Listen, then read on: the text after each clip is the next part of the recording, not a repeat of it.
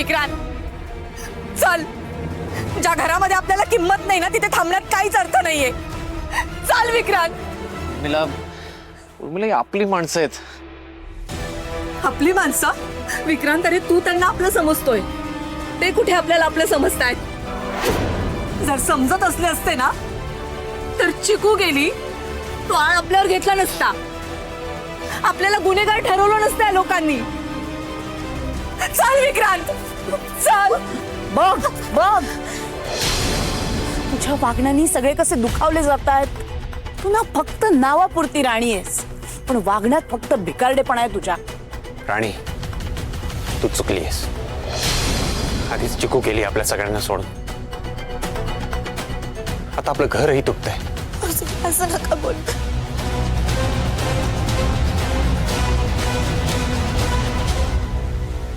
चल, एक क्षणही इथे थांबायचं नाही आता.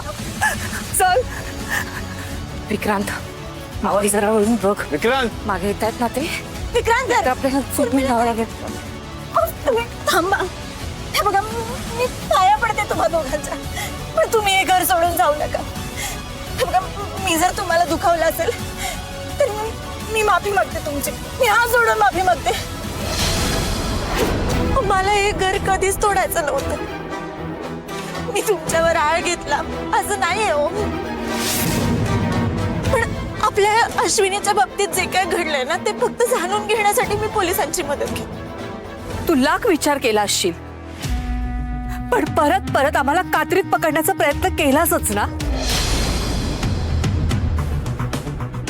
अगं, विक्रांतला बरं वाटत नव्हतं म्हणून आम्ही घरी थांबलो होतो. मग घरी थांबलो ही चूक आहे का आमची?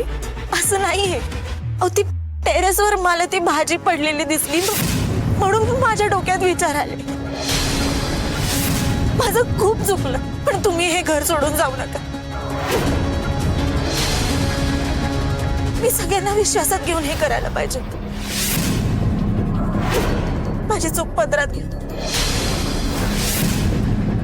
मला माफ करा. आता माफी मागून हात जोडून जे झालंय ते बदलणार आहे का? अश्विनीताई निघून गेल्यात, आमच्यावर आळ घेतला गेला. आता इथे राहताना आम्हाला प्रत्येक वेळी तेच आठवणार. त्यापेक्षा नकोच ना. विक्रांत, चल, मला एक क्षण इथे थांबायचं नाहीये. चल विक्रांत प्लीज. विक्रांत ऐक माझं प्लीज, तुम्ही घर सोडून जाऊ नका. राणी म्हणते ना, तिच्याकडनं चूक झाली, ती माफी मागायला तयार आहे. बाई, हवं तर विक्रांत मी तुमची माफी मागतो, पण प्लीज घर सोडून जाऊ नका. शांत व्हा, राग सोडा. अरे तू का माफी मागतोयस? मला माहितीये तुझ्या मनात हा विचार देखील आला नसेल. इंद्रा, तुला माहितीये ना आपल्या तिघांचं बॉन्डिंग कसं होतं. चिकूचं आणि माझं नातं कसं होतं माहितीये ना तुला. पण राणीने आमच्यावर संशय घेऊन खूप मोठी चूक केली आहे. हे सल आमच्या मनात आयुष्यभर राहिले. इंद्रा, हो ना, आजवर या घरामध्ये कोणी आमच्यावर कधी संशय नाही घेतला, पण या बाहेरच्या आलेल्या मुलीनं आमच्यावर संशय घेतला.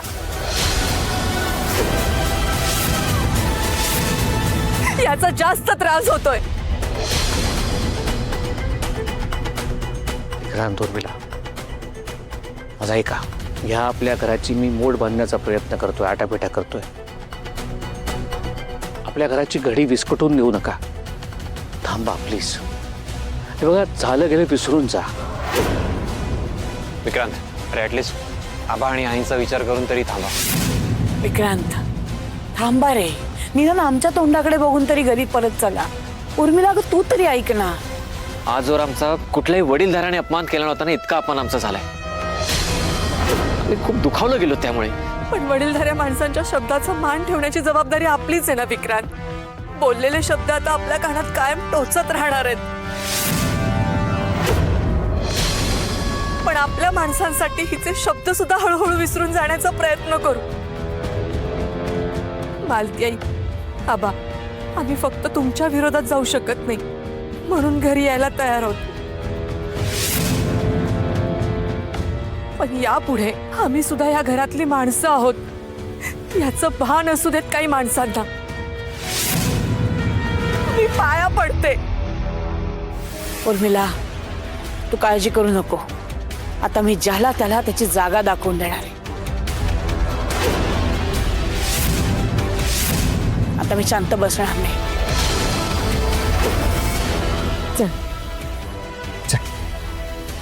वहिनी या.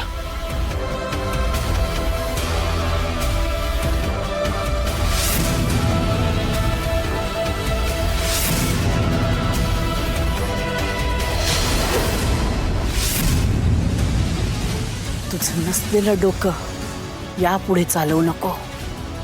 आणि जर चालवलंस तर तेच डोकं मी फोडून ठेवेन.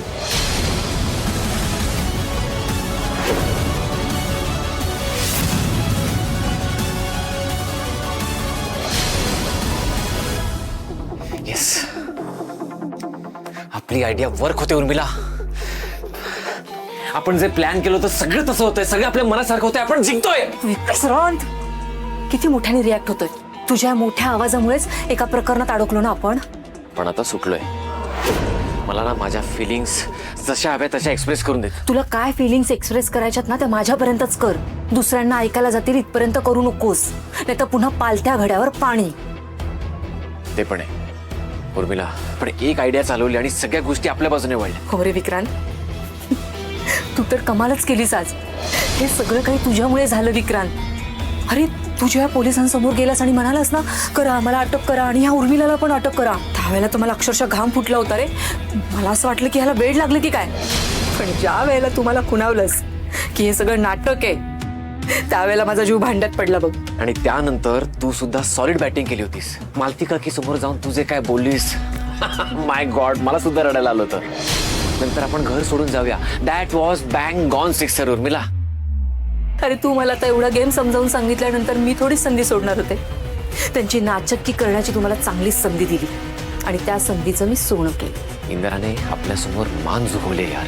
जे आजवर कधीच शक्य नव्हतं ना ते आज झालंय. उर्मिला, मला हे दिवस सारखे सारखे यायला हवेत. येणार असे दिवस आपल्या आयुष्यात सारखे सारखे येणार. आता हळूहळू सगळं काय आपण आपल्या हातात घ्यायचा प्रयत्न करूया. Yes yes yes.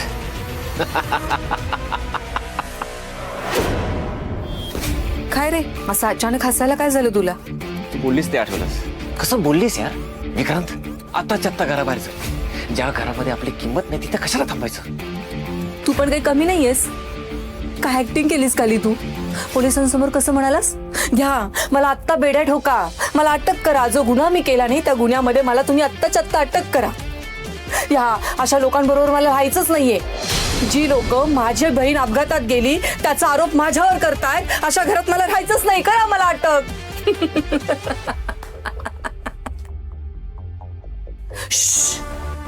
काय रे विक्रांत, तुला काहीच कसं नाही वाटत? आपली सगळ्यांची लाडकी चिकू